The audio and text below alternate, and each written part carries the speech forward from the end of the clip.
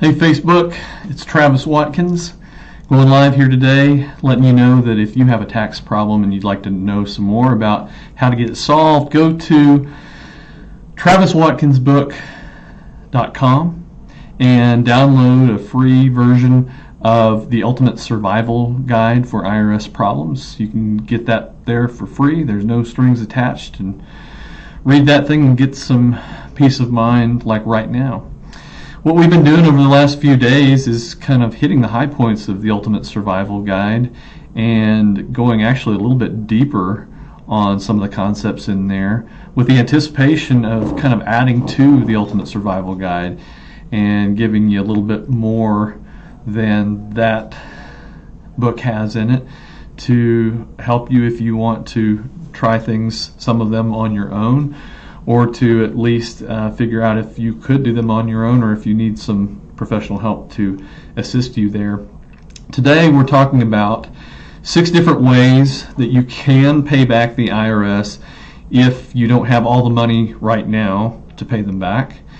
And what I'm talking about there is the IRS's installment agreement program. And as I mentioned, there's 6 of them. And so let's just get right at it and take a look at them right now. Let me switch here to my desktop, and it says 4 types. There's actually 6 types.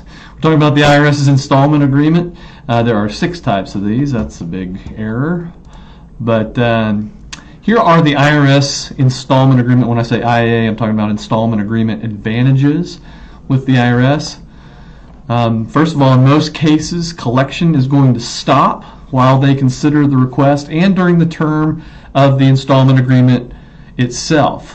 It is a contract between the taxpayer and the Internal Revenue Service. So they're bound by it. What you get is some relief from their collection efforts, not only while the thing is in effect during the term, but also once you make it, which can be very important if you've got, for instance, a revenue officer breathing down your neck wanting all the money right now. If you fill out a good faith installment agreement request, it's going to stop the IRS collection bus while the request is being considered by the IRS. So very important advantage there. Also an advantage, the CSED that we've talked about over the course of some of these videos, the collection statute expiration date or statute of limitations of the IRS, as we say in the layman's world, that will continue to run against the IRS. Remember, there's a 10-year statute of limitations. They've got 10 years to come after you have filed and the tax has been assessed, of course. And they can come after you for that time, and once that period stops, then the IRS is, as we say, SOL. They can't come after you anymore after that. So a installment agreement is great with the IRS because that CSED is going to keep going and going and going while you pay back the IRS, and then once that's over, then it's over. Here are some disadvantages to the installment agreement. I feel it's fair to at least explore the other side of the coin here with you on installment agreements, because the IRS thinks, or they'll even say that it's their preferred method. If you can't pay it all, then get into an installment agreement, and they kind of act like it's the easiest thing in the world to get into them. They don't always explain to you what the disadvantages to that may be, and here's a few of them. Penalties and interest continue to run against the taxpayer while you're in an installment agreement. I know that sounds harsh, but that is a big misconception among a lot of taxpayers, is that, hey, I've done something now, so shouldn't this just stop running while I'm paying you back, IRS? And the answer to that is a no. The penalties and the interest will continue to run against you while you're in that agreement. Also, additional liabilities will default or breach the agreement. and then it's harder to get an agreement with them, down the road if you want to do it again. And what we're talking about here is, let's say that you get into an installment agreement for tax years 2014 through 17.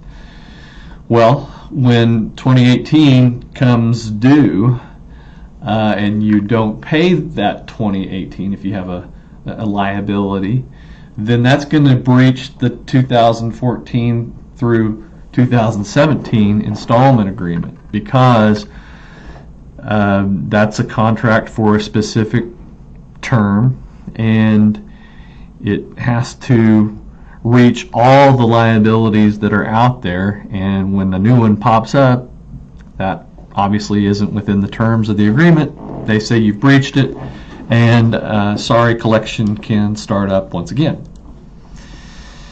The other disadvantage is that the federal tax lien that may have been filed against you will stay on in most circumstances while you're paying the agreed installment plan with the IRS. And that's a big misconception that some folks have too, is that, hey, shouldn't all collection being stopped include liens? And liens are an involuntary type of collection action, I always say, that the IRS has. In other words, liens just hang out there on your property, conceptually doing nothing until you go to, say, liquidate your home or try to refinance it. Then they become a very active part of the collection process. Those are going to stay on your property or on you personally while you pay out your installment agreement. So that's a disadvantage. All right, let's talk about the different types of installment agreements themselves. First of all, guaranteed installment agreement. And this one's a good one because no financials are necessary. You don't have to go hat in hand and bring a bunch of financial documentation with you for this guaranteed type of installment agreement, and here's what is required for that. First, you must owe less than $10,000 to get a streamlined or a guaranteed streamlined installment with the IRS. You filed and paid on time for the last 5 years. In other words, there's no other installment agreements that you've had over the course of the last 5 years. So you're otherwise a diligent tax filer and payer for the last 5 years. And the requested streamline guarantee will pay your balance in 36 months, 3 years or less. All right. So if those things are present, then you can get this guaranteed, where you don't have to produce a whole bunch of financial documentation. If you're asking for one of these, if you fit the mold for one of those for all those requirements, don't use IRS Form 9465. We'll talk about that here in just a minute. That's the installment agreement request form. You call the number on your most recent IRS notice, tell them that you qualify. They'll go through all those things with you and verify that, and then you can pay off that $10,000 or less under 36 months, and you're gold. All right, number two, second type of installment agreement, direct debit installment agreement with lien release. And this is a great one because a lot of folks that want to have a installment agreement either hesitate or think that they're facing that problem that the lien is going to stay on them while they pay this thing off even, so why get in one? And the answer is because of this type of installment agreement will actually release the lien. And this is a fairly new creature with the IRS.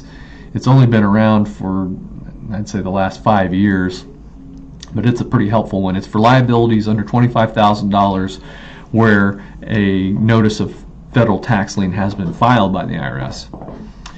Again, it's for debts under $25,000 only, and a lot of times this can be done quite strategically with taxpayers.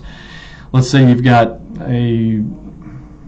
anything over $25,000 in tax liabilities. You can pay down your tax liabilities to $24,999 conceptually, and get into this deal. So you might come with some money or assets up front to get down under that threshold there and not have to do a whole bunch of documentation, collection information statements, financials to get into this type. And it also has the ability to, as I mentioned, get rid of the federal tax lien that may be hanging out there.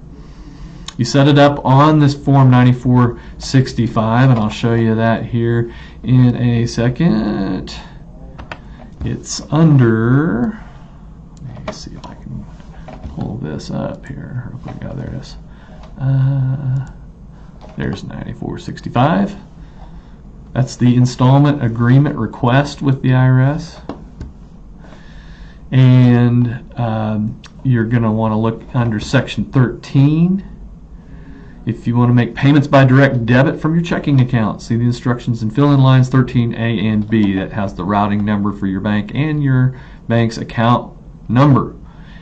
So they're going to want to see this actual form 9465 certainly filled out to that extent there. And you turn that in with your request. All right, let's go back here to this deal. Oops. Don't want to share it, want to present it. Okay. So you set it up on Form 9465. You also turn in Form 12277. And that's a lien release form, and I'll show you that one here. Let me switch back to 12277, excuse me. Application for withdrawal of filed Form 668Y, which is the Notice of Federal Tax Lien. And you'll see there in Section 11, reason for requesting withdrawal of the filed Notice of Federal Tax Lien. Check the appropriate boxes. It is that this second one here, the taxpayer entered into an installment agreement to satisfy the liability for which the lien was imposed, and the agreement did not provide for a notice of federal tax lien to be filed. Actually, you'd be checking this sub box here. The taxpayer is under a direct debit installment agreement. That's the 9465 Section 13 form there, okay? Sorry, I kind of told you wrong there. You want to check the taxpayer is under a direct debit installment agreement, all right? To be clear on that. And that gets filed at the same time as that 9465. It's got to be signed. And so the other requirement there for the actual lien release to take, gosh, I keep doing that. You have to have 3 monthly direct debits go out, and then the 12277 will go into effect, releasing the lien. And that's a pretty great development in installment agreement procedure here with the IRS. Now, people ask me, well, can't I just hurry ahead and make the 3 monthly direct debits all at once and leapfrog straight into the lien release? And that's a fair question. And the answer is no. It has to be 3 actual monthly direct debits. They got to see that it's actually going to start coming out before they give you the benefit of releasing the lien, okay? Third type of installment agreement, the 120-day pseudo, I call it, installment agreement. And we've talked a little bit about this one before when we were talking about different types of federal tax liens and how you might get them paid off or subordinated. We alluded to it in that process. Here's what the IRS instructions to the installment agreement Form 9465 say about it. If you can pay the full amount you owe within 120 days, you can avoid paying the fee to set up an installment agreement. You can apply for a short-term payment plan if you can pay in full within 120 days by using the online payment agreement OPA application at irs.gov/OPA or call the IRS at 800-829-1040. Okay?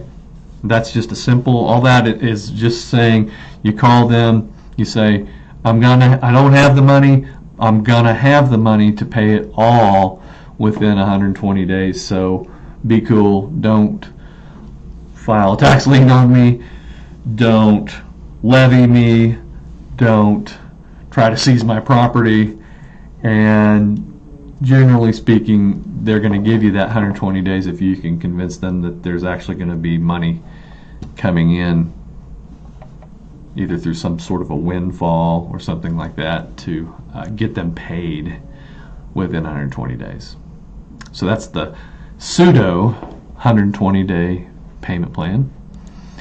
Next type is the streamlined installment agreement, also known as the $50,000 loan from the IRS, and I go into this one quite extensively. Not a whole lot has changed on this one since the Ultimate Survival Guide for IRS Problems came out and was revised, and you can get your copy of that at traviswatkinsbook.com. Download it there for free and follow right along here. If your balance due isn't more than $50,000, you can apply online for a payment plan instead of filing Form 9465. So you get to do it online. You don't have to submit that 9465. To do that, go to irs.gov/OPA. If you establish your installment agreement using the online payment agreement application, the user fee that you pay will be lower than it would be otherwise. That's a great thing to bring up here. Also, there are application user fees involved in setting up really any type of installment agreement with the IRS, and you can look those up on the 9465 form themselves. They're not huge backbreakers.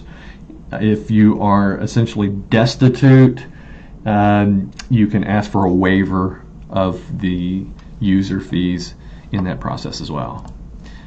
All right, streamlined IA, here's the details. 72-month, 6-year maximum is the maximum term that they would allow on this. So if you owe less than $50,000 and you can pay that in 72 or less equal monthly installments there, then you can get a streamlined installment agreement. You don't have to submit a collection information statement. That's the Form 433 that we've been over here over the last few days. The collection information statement is not required in most circumstances. Instead, they'll make you do this Form 433F. That's like a streamlined version, the short form of the big Form 433, essentially profit and loss financials that you'd have to do with every other type of relief request with the IRS to show them what your reasonable collection potential is. If you remember that deal, which is essentially what are your unencumbered assets, what's the value of them, and then what's your net disposable income. In other words, your income minus the expenses that you are allowed by the IRS. All right? So you don't have to do the long form. All right, next type of installment agreement is the complex installment agreement, and really the IRS doesn't call it that. It's just something that I use to kind of juxtapose it, I guess. That's a big fancy lawyer word for show you the difference between the streamlined under $50,000 type of installment agreement and anything over $50,000. I consider it to be the complex installment agreement. As I mentioned, for debts over $50,000, you have to use the 433 collection information statement. The longer one, the Form 433A, and B, if you own a large enough business, you'll also be doing a collection information statement, Form 433B, for the company. So those are required for this type of installment agreement. You do use Form 9465, that's the installment agreement form that we looked at just a minute ago. And one cool thing here, you do use actual expenses here. We did talk about different types of national standard type expenses, in other words, geographically set type of expenses that the IRS would allow. And a lot of times when you're trying to get a settlement, for instance, with the IRS, they're going to be looking at those pretty closely and not let you really exceed those national standards unless you can provide them a really good reason why you need to exceed the national standards on those things. You can use actual expenses. In other words, if it goes way over the national standards, you've got a much better shot in a installment agreement request than you would if you're asking the IRS to give you some type of a deal, some type of a settlement. They're going to really look closely at that. They look, in theory, less close at your actual expenses in the environment that you're asking them just to pay it all back to them via a installment agreement with the IRS. You do have to make sure you attach your proof of actual expenses here, bills, etc., and that goes just right along with the 9465 installment agreement request itself, or you may have to fax it in to them if you're doing this over the phone, for instance, with the IRS's automated collection systems. Those are the people on the phone that you would be talking to set up an installment agreement. They'll want to see actual proof. They may give you a couple more days to come up with it too, depending on what your the temperature of your tax problem is. So be aware of that. You mail certified to this address, and this is the address that you would be sending it to if you are a straight 1040 taxpayer only. In other words, you don't file a Schedule C, E, or F. Those are typically just wage earner taxpayers. You're going to send your installment agreement request to Department of the Treasury, Internal Revenue Service, Stop P4 5000, Kansas City, Missouri 64999-0250. All right. If you are a 1040 taxpayer with a Schedule C, E, or F, that's typically folks that have small businesses that they're filing business expenses on C, or they have real estate holdings, for instance. Typically these, you would know if you're a Schedule C, E, or F person. You mail yours certified to Department of the Treasury, Internal Revenue Service, P.O. Box 69, Stop 811, Memphis, Tennessee 38101-0069. All right. Next and final type of installment agreement with the IRS is the partial pay installment agreement. And this is a nifty one. I love this installment agreement.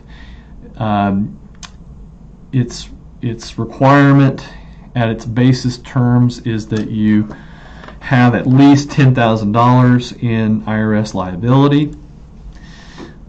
And here's the overarching concept for getting one, is that the taxpayer does not have sufficient assets, net disposable income also, to pay within the CSED. In other words, the collection statute expiration date. That's the statute of limitations. So what this is going to require is that you go back and watch that video that we did about how do you find out if the IRS is ever SOL on you, and how to get the transcripts that show the last day that the IRS can come after you.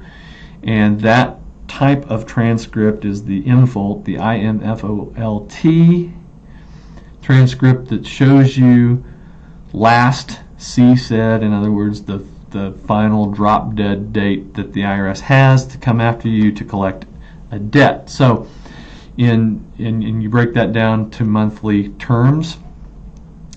So if you only have $50 in net disposable income at the end of every month, according to your Form 433A, collection information statement, and you only have, let's say, 12 months left on the collection statute expiration date, you take that $50 times the 12 remaining months, and your installment agreement, the most that you would be able to pay the IRS over the course of time that they have to collect it would be $600. And so you could very well end up paying $600 for a $20,000 tax debt. And that does happen quite a bit. We just did one that we talked about in the Daily Oklahoman for a guy that he was getting ready to be married, and right before they were going to walk down the aisle, his wife said, "You better get this tax problem fixed." And that was almost the exact scenario there. He had somewhere around $50, I think, of net disposable income, no assets, and over $20,000 worth of tax debt with a very short statute of limitations on it. While he was a swinging bachelor, he never addressed the issue. And so we settled the whole case, or got him into a partial pay installment agreement for very little. It's not really based on how much you owe, it's how much you can pay within the CSED. All right? In my experience, the partial pay installment agreement is easier than an offer in compromise, OIC, but harder than regular installment agreements to get. I don't know why that is. It's mainly because the IRS is basically getting left holding the bag, typically for sometimes substantial amount of tax, because they haven't adequately in full collected, and therefore the statute of limitations is going to cause some amount of tax debt to just fall off the face of the earth. However, getting some money is better than getting no money. So the IRS does understand that concept to some extent and allows for the partial pay installment agreement. You do use Form 9465, that's the installment agreement request form on that, and you just put in your net disposable income in there and how long the statute's going to last, and you say, I'm going to pay $50, till the statute falls off, and that's how the dialogue starts to obtain a partial pay installment agreement. All right, this has been a pretty good deal here, because let me go back to our screen here. All right, all these things are outlined in TravisWatkinsBook.com, my book there that you can download for free. And of course, if you need any assistance with any of these things, you can call us at 1-800-721-7054 and talk with someone really 24 hours a day. We'll set up a free 30-minute consultation with you and help you out with any of these types of installment agreements or any type of IRS relief that you might need. All right, 1-800-721-7054. Thanks for watching. Have a great day.